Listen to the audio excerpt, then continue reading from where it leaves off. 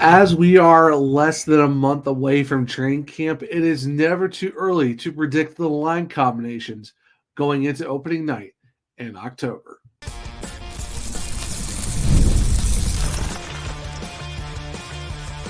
Your Locked On Hurricanes, your daily podcast on the Carolina Hurricanes, part of the Locked On Podcast Network, your team every day.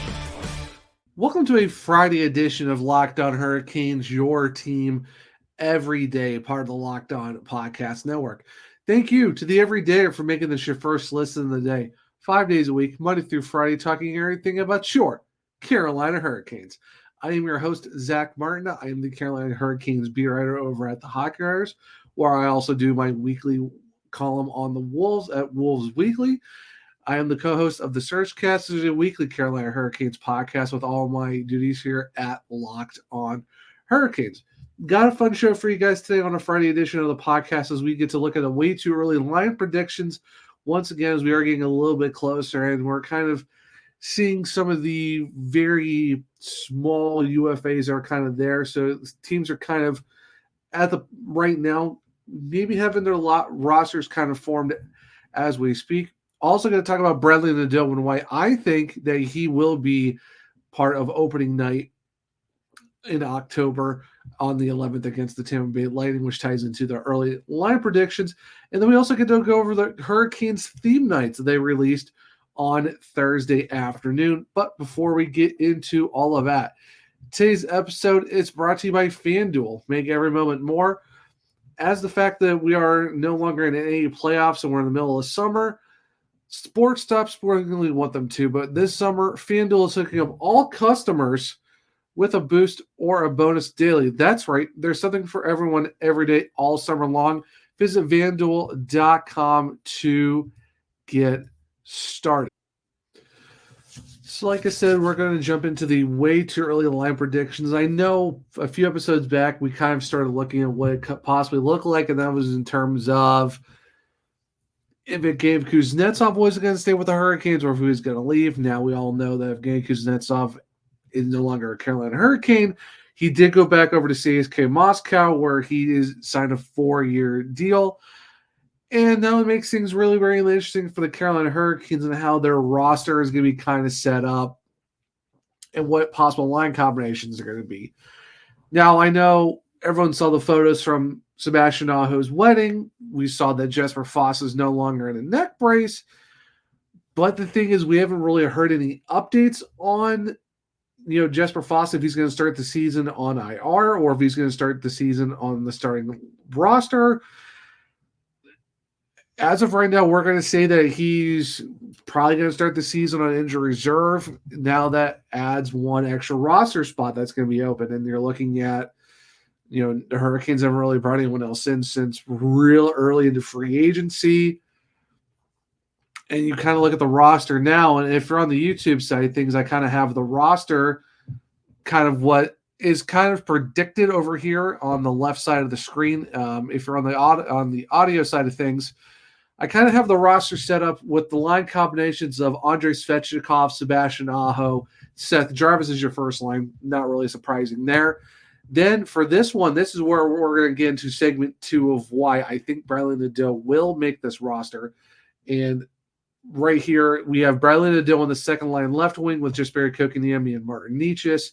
Jordan Martinook, Jordan Stahl, and Jack Roslovic as your third line.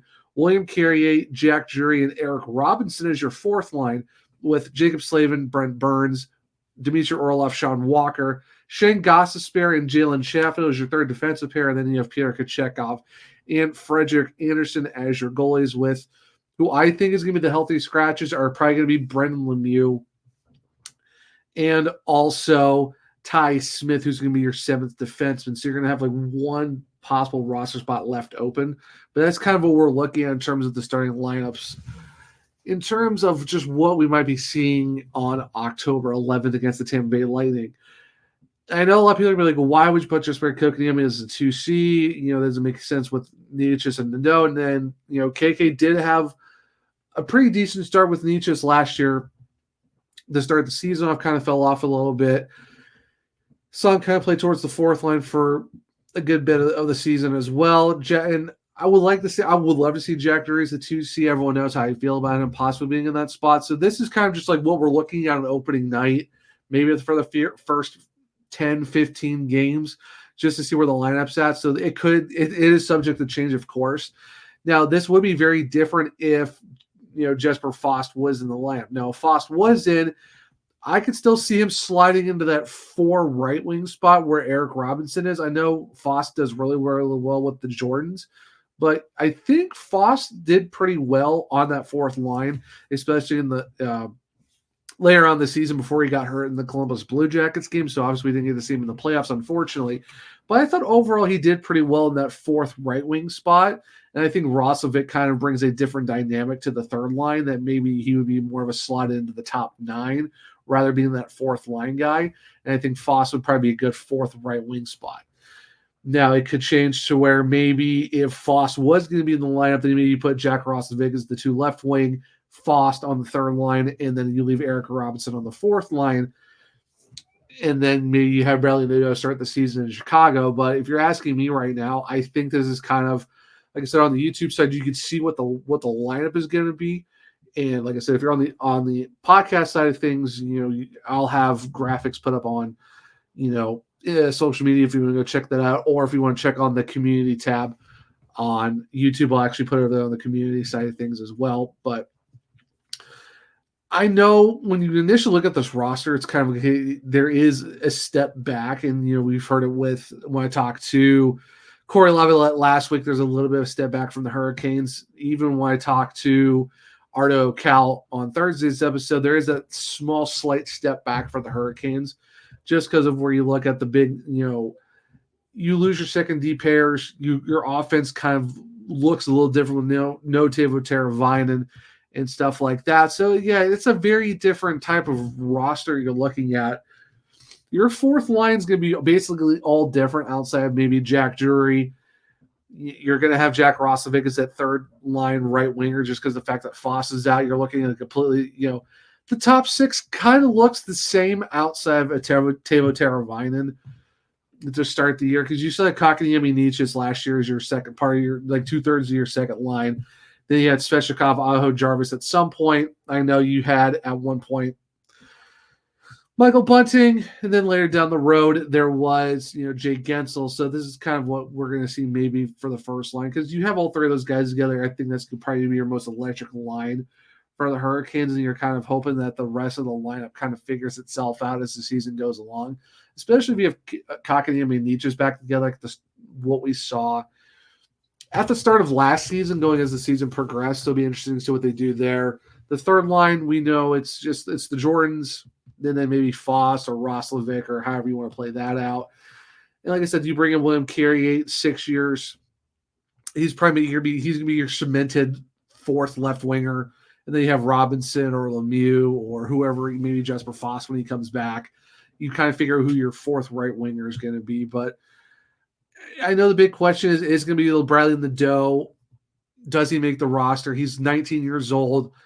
And from what Corey Laviolette said last week, he's got an NHL plus shot already. He did really good at the World Junior Summer Showcase, scored a really nasty goal in the shootout.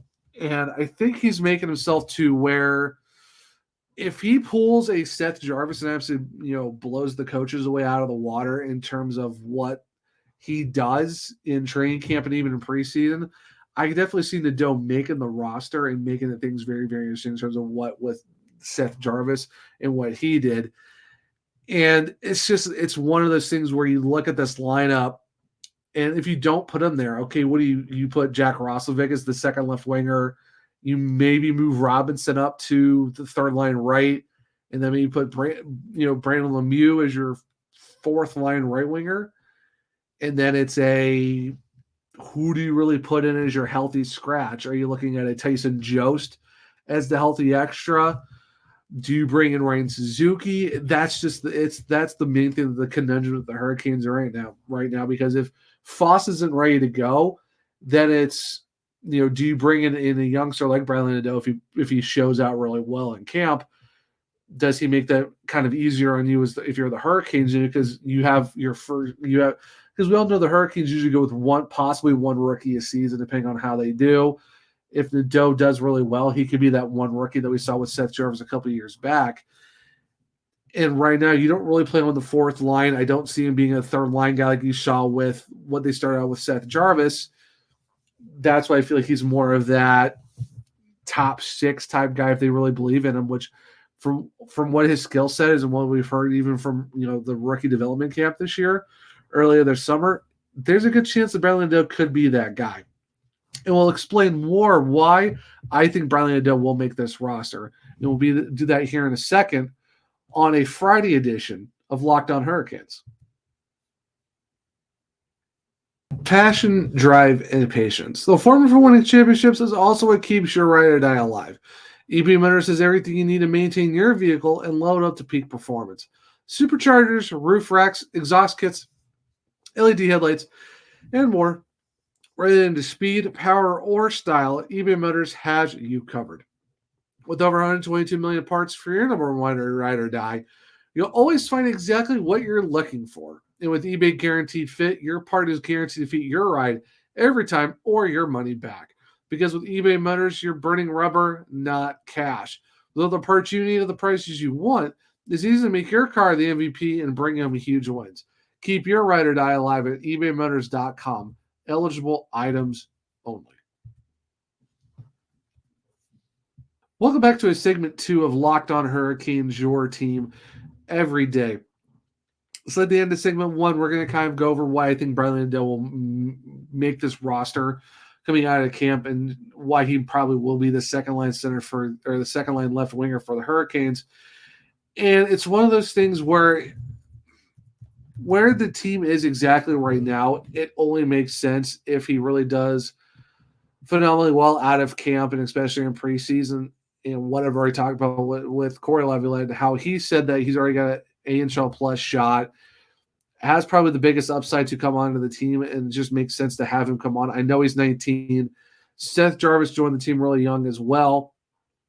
30th overall pick, probably the biggest steal out of the, really out of the late part of the 23 draft. I know we're not going to talk about the guys who got drafted way earlier than that, who are more so deserving of it, but where they got him at 30 is a really huge move. And the fact that he is a winger center, according to, elite prospects. So he could play on both sides, but I think being on the left wing would be really, really huge. But he does shoot right. So there's a possibility that the Hurricanes maybe could put him on both sides of the ice. So it does make sense. And if you look at where he is stat-wise for his entire career, I mean, just going all the way back to the Northwest Bulls Bantam team back at AAA, 44 points first year of 18-19. Next year, 78. You go down to Penticton, 46 points in 49 games in his first year in the BCHL in 21 and 22. 24 points in 17 games, 11 of those were goals. And then the massive second year in Penticton, 22-23, 113 points in the regular season, 45 goals in 54 games. And in the playoffs, 35 points in 17 games. He had 17 goals and 18 assists. That is otherworldly for the fact you're averaging over 2 points a game in the playoffs, and the fact that you won a point per game in just goals alone. And then University of Maine, he played really phenomenal in his first year in college. 46 points. And we already talked about how the fact that was the most by any Black Bear in a very long time, rookie records. 19 goals, 27 assists in 37 games was a plus 20, which is absolutely huge. He did play one game last year for the Hurricanes. Of course, it was the last game against the Jackets, was a -3, but what can you do about that? But it's one of these things where everywhere he's gone, he's just been a proven goal scorer and just someone who could play a really great game. The fact that he's also the facilitator. Yeah, he does score a lot of goals. 35 in his, last year at Northwest Bulls Bantam, 20 goals in his first year at Penticton in 49 games, and 45 goals in his last year at the BCHL. 17 goals in the playoffs, goes to Maine, 19 goals in the NCAA, gets 46 points. It seems like everywhere this kid goes, it's just insane. The fact that the power he has off his shot is just terrifying. And it's also just awe-inspiring of how good he is, and the fact that the way he's able to bring some nuance and deception to his shot, I think it's going to scare a lot of goalies, and it's going to make teams be hesitant on maybe not giving him too much space, because you're talking about, curls and drags and just being able to angle his shot changes. It's kind of scary how the fact that this guy can be able to use his body and leverage a lot of a force on his upper body strength to whip the puck really hard and be able to give himself chances to put pucks on net, deceive the goalie, and scare defenses to where it's almost to the point where it's like you don't really want to give him opportunities to shoot. You're talking like a Patrick Kane, even a Martin Necas, Sebastian Aho, guys who could really make deceptive shots and make quick snap decisions that could throw a lot of guys off. And I think with Bradley Nadeau, if they're already saying that he's at the NHL plus shot range already at 19, that probably, I think it gives him the better shot and the opportunity to make it into the NHL this upcoming season. And yeah, you could put him second line left wing if you don't really feel comfortable playing there. If you want to put him in a Seth Jarvis situation where he could be a third line right winger, because they do have him listed as a winger center. So he could play on both sides of the ice. He is a right shot. So there is a good chance that however the Hurricanes want to do it, they have that flexibility with him. Now, you don't have to put him on the power play or on the PK. You can still just slowly get him into the system and make it work. And who else to learn how to be a really good hockey player than when you got Jordan Staal as your center and you got Jordan Martinook on your other wing? You saw what Seth Jarvis did his rookie season. He did play pretty well with those guys, all things considered. And then even sliding down with them later on last year, just ignited those two when Seth Jarvis was with them.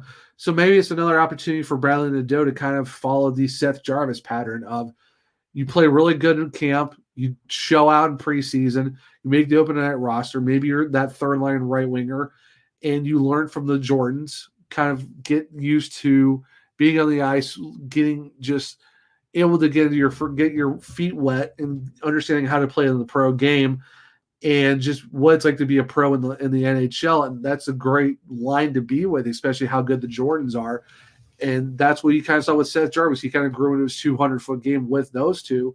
So maybe if Nadeau and the Hurricanes think, okay, maybe need to work on possible more two-way defensive style of a two-way game, no better guys to do it with than the Jordans. And that's what we saw with Seth Jarvis. So maybe that's kind of like I know on the graphic it has him as the second line left winger. Maybe there's a potential that he's the third right winger. Who really knows? So there's a good option. Like I said, that's the nice thing to have with Bradley Nadeau, in that he's got that flexibility of, yeah, he shoots right. He's been listed as left winger on a lot of websites, but if you're looking at elite prospects, and those guys are really, really good at what they do, you have him listed as winger center. There's a good chance that they could put him on the left, they could put him on the right. He's a right shot. He probably shoot on either side of the ice. That's some good versatility to have, especially out of a 19-year-old where you kind of maybe put him where you need to. Maybe he does go on the power play too at some point if someone's hurt or someone's struggling. Like, all right, let's ignite it with this kid. Or, like I said, you got him on the third line, got him in the top six. It all really just depends. But I think there's a good chance if you look at Bradley Nadeau and how versatile he can be and how he's already a deceptive shooter, and the fact that his upper body strength already is making his shot abilities so scary, and the fact that you can change angles and change the release point, that's something I think you don't really see that out of a lot of guys at his age. So it's one of those possibilities that it's just, this guy can be very, very scary. And the fact that Warriors already at 19, and a lot of people think that he could already be ready to go this upcoming season, I wouldn't put it past him. Yes, he's 5'10", only 177 pounds, 172 pounds. But I mean, size doesn't really matter in the NHL right now, especially if you're really good. Seth Jarvis, Patrick Kane, Alex DeBrincat, stuff like that. So the size doesn't really matter at this point, especially when you got the Jordans on your line. If you got him with those guys, or even just Barry Kotkaniemi, who's been known to throw some hits. We saw in the playoffs, he threw some massive hits in the Islanders series. So no matter where you kind of put Bradley Nadeau, I think the Hurricanes would have a good shot of him being in a decent spot, all things considered. So, I don't know. Let me know what you think. Do you think that Bradley Nadeau has a good shot of making the Hurricanes lineup? And do you see him possibly being in the top six with just Barry Kotkaniemi and Martin Necas? Or do you want to kind of see him being on that like third line with the Jordans and see where that goes from there. Me personally, I would love to see him in the top 6 just to see where he's at, and kind of just like, hey, we kind of need a top 6 guy right now. Let's throw you there. But if they feel like, hey, let's put Jack Roslovic there, he has a right shot as well. He has played some top 6 minutes before. Maybe they're not really ready to give a rookie top 6 minutes yet. Then yeah, I would say third line right wing isn't a bad spot either. So let me know what you think. Do you think Brandon Lindell makes it on? And do you see him more as a top 6 guy, or do you kind of see him more as like that top 9 left ring, like that wing combination slot guy that the Hurricanes might use throughout this season? So enough about the line predictions and just seeing where I think Brandon Lindell does make the roster and where he might fit in this team. The Hurricanes did release their theme nights, and we'll talk about the specific theme nights here in a little bit on a Friday edition of Locked On Hurricanes. All right, guys, we got to talk about FanDuel. And I know you, and I know myself, we all love sports. We love them so much, we never want them to stop, especially hockey. But since we're not in the middle of hockey season, unfortunately, there's just none going on. But we do have NASCAR, we do have baseball, and all that good stuff. So we do have some summer sports going on, but they're not sporting the heck how we want them to. But with FanDuel, it does give us a chance to start, do sports betting whenever we want, just by opening the app and making the bets anytime that we want. And this summer, FanDuel is hooking up all customers with a boost or a bonus daily. That's right. There's something for everyone, every day, all summer long. So head on over to FanDuel.com and start making the most out of your summer. FanDuel, official sports betting partner of Major League Baseball. Welcome back to a segment 3 of Locked On Hurricanes, your team every day. So we get to talk about the theme nights. We now know what certain themes that the Hurricanes are going to be doing throughout the year as they announced it on Thursday afternoon. And I know one of the big ones that kind of threw a lot of people off was that there is no NASCAR night.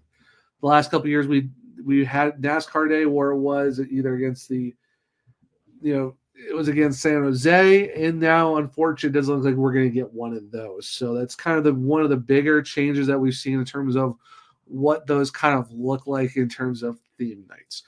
But, of course, going through the list, we have opening night, of course, Tampa Bay Lightning on Friday, October 11th. Then the first actual night is First Responders Night. That's going to be against the New Jersey Devils on Tuesday, October 15th.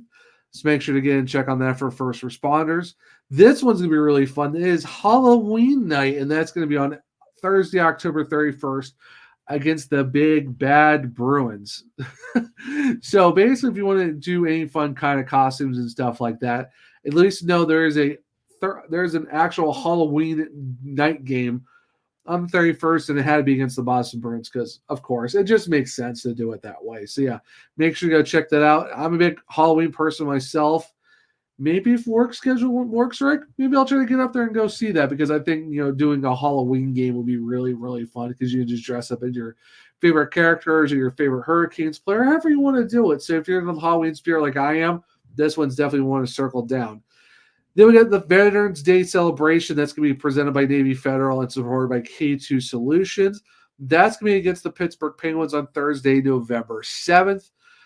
This one's always a great night to have, especially when it comes to, rallying around a cause. And that's definitely Hockey Fights Cancer Night presented by UNC Health. That's going to be on Sunday, November 17th against the St. Louis Blues. That'll be a 5 o'clock start. So that's going to be sooner than the usual 7 o'clock starts, to keep that in mind. But yes, we have a Hockey Fights Cancer Night. Make sure you go check that out on November 17th against the St. Louis Blues. This night is probably one of my personal nights that I really enjoy the Hurricanes doing. And I know a lot of people asked about this one as well. Big shout out to Walt Ruff for letting people know what this actual day is. They were able to go check the night's themes out because the Hurricanes did release a graphic, but didn't show all the theme nights. It kind of pinpoints some of the main ones. But this one is for Mental Health Awareness Night. And this is presented by Blue Cross of North Carolina. This is on Monday, November 25th against the Dallas Stars. So if you're a big person like me that's really advocates for mental health awareness, especially as someone who deals with mental health, and with anxiety and depression and all that, I think this is kind of a really cool night for the Hurricanes to do something like that. And this night's kind of special just to me for the fact that I was able to reach out a couple years ago to Walt and just ask him, like, hey, because they had like a mental health awareness stickers and stuff, like there's asking, hey, where can we go get one of these and stuff like that. And like the Hurricanes were really nice enough to send some. So that's always kind of like a special night for me, for just someone who deals with it, and the fact that the Hurricanes kind of go above and beyond to do something like this for Mental Health Awareness Night. So if you're someone who really is interested in that night, November 25th, presented by Blue Cross of North Carolina.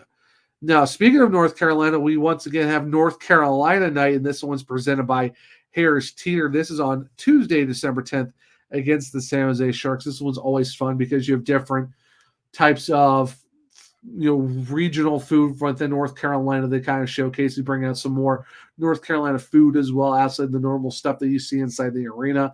A lot of cool stuff they do for that night. So if you're really into North Carolina night, this one's definitely the one to go to.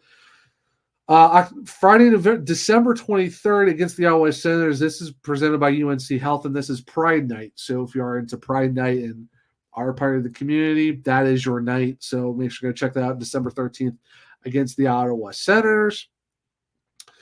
And the big announcement that we saw with Eric Staal, we knew his jersey was going to get retired, and you're kind of wondering what night that would be. Some thought maybe against the Minnesota Wild. Some maybe thought against the Florida Panthers. But it's actually going to be on January 12th. So on January 12th, we get to honor number 12. So 1/12/25, we get to celebrate number 12. And this is a 5 p.m. start on a Sunday afternoon, January 12th, against the Anaheim Ducks. So make sure to get there early to make sure that you don't miss the ceremony for Eric Staal and his number getting retired on that Sunday, January 12th. This is another fun night for me, and I know this is a fun night for our previous guest in our last episode, Arda Ocal. Star Wars night is going to be Thursday, January 23rd, against the Columbus Blue Jackets. So if you're a big Star Wars nerd like myself, make sure to get there, because there's probably going to be some really cool stuff that the Hurricanes are going to do for Star Wars night. Saturday, February 1st, against the LA Kings is going to be Black History Celebration Month. So make sure to go check all the cool stuff out. I know last year the Hurricanes had that specialty, that celebration jersey they did for Black History Month. So make sure to check that out. If they hopefully do another cool jersey like that, they did as well, because it was with a local artist. And I thought the jersey was really, really cool with how they kind of did the rose, inspired by Black history. So make sure to go check that out on February 1st. Whalers night is back once again. This is Thursday, February 27th, against the Buffalo Sabres. So it's not against the New Jersey Devils or the Boston Bruins this time. We actually get a new competitor in Whalers night. It's against the Sabres. And I'm curious because we've seen, the gray reverse retros. We've seen the green jerseys. We've seen the white jerseys that the Hurricanes have worn for Whalers tonight. And it makes you wonder, is this maybe the year we go to the blue Whalers jerseys? Or do we kind of just go back to the normal greens or the whites and stuff like that? I know they did the Cooperall pants last year, which was a really huge hit. A lot of people loved that. I'm thinking even to the I know a lot of people at the garage sale this past summer was able to go get some Cooperalls that were still available. So who knows? Maybe they'll bring the Cooperalls back, or maybe we'll get a blue jersey instead of maybe the greens or the whites. Either way, Whalers night's going to be a lot of fun. Hopefully it's not as stressful as last time when they had to win 1-0 in overtime, thanks to Sebastian Aho. Women in Sports Celebration is going to be March 1st on a Saturday against the Edmonton Oilers. Kids Day against the Winnipeg Jets on Sunday, March 9th. Of course, this is a repeat of last year where the Winnipeg Jets did come to Carolina. Unfortunately, came back and won the game on last year's Kids Day, but they are going to run it back with the Winnipeg Jets. Now, this one we got Special Needs Night. This is against the Tampa Bay Lightning on Tuesday, March 11th. So I think this is kind of the swap out of NASCAR Day, because we have another night too that we didn't have last year. But if you know anyone that has special needs and stuff like that, you want to kind of do a special outing for something like that, Special Needs Night, Tuesday, March 11th. Go check that out.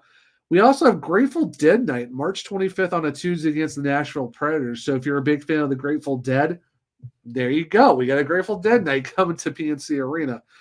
Military Appreciation Day presented by Navy Federal and K2 Solutions. That's going to be against New York Islanders on Sunday, March 30th at 5 p.m. So if you know anyone that's in the military, or if you were in the military and stuff like that, or if you just want to appreciate everyone who's served or who is serving for our military, make sure to go check that out. It's always a fun night just being able to see the veterans and the current enlisted service members. And then, of course, the last event, Fan Appreciation Night, Sunday, April 13th against Toronto Maple Leafs. We're kind of used to this. Fans come in, the Hurricanes do a lot of cool stuff for the fans, so make sure to go do Fan Appreciation Night before the end of the regular season. But that's all the Canes theme nights. Let me know in the comments, what theme night are you looking forward to this upcoming season for the Carolina Hurricanes? I know for me personally, Star Wars Night's going to be a fun one to go to if you're a big Star Wars nerd like myself. And for me, I think Mental Health Awareness Night is probably one of the ones that I'm really looking forward to, because I think it'll be a really fun kind of thing to not really fun, but more so like, I guess, a good way to like help those who are dealing with mental health. I guess it could be fun too, just being able to go and help support those who do have mental health and want to show that that you care about them and want to help them out too. So those are the kind of nights I'm looking forward to this year. And like I said in the comments, let me know what theme night you're looking forward to. But that will wrap up a Friday episode of Locked On Hurricanes. If you want to follow me, I'm at OneTrueZach on X. The podcast is LO_Hurricanes. There's a link tree in my bio if you want to click on that, where you can find all of my articles at the Hockey Writers. Also, check out links to my other podcasts to search, cast, where to watch and listen. For this podcast, there's also links to where to listen to this on all podcast platforms. Leave a 5-star rating and review. I might just read it on the show. If you're on the YouTube side of things, make sure to subscribe, hit the bell notification so you don't miss the show. Hit the thumbs up button and let me know if you like the episode as well. And like I said in the comments, do you think Bradley Nadeau makes the roster come opening night? And if it's going to be second line or third line, and let me know what theme night you're looking forward to and stuff like that. And make sure to share the show on the YouTube side of things, because we are over 930 subscribers. We are on the road to 1,000. And if we get to 1,000 subscribers on YouTube, I might just do something special for you guys. But I hope everyone enjoyed the Friday episode of Locked On Hurricanes. Hope everyone's a good rest of their Friday, and I hope they have a good weekend. We got some very cool special guests in the lineup for next week. But until then, as always, let's go Canes.